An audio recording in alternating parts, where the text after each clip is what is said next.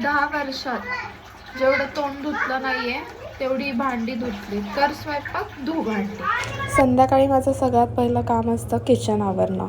व्यवस्थित किचन आवरलं आणि भांडी घासली.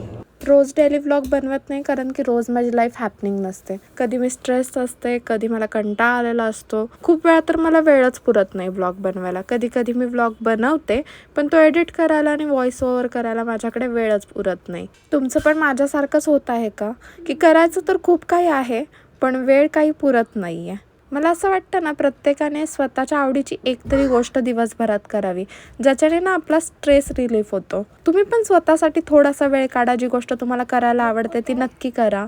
सत्य आणि शिवमला दूध दिलं प्यायला. त्याच्यानंतर मग खूप थंडी आणि गारठा आहे, तर दोघांना पण मस्तपैकी बॉडी लोशन लावून दिलं. आणि इथे हा बघा कसा नखरे करत होता.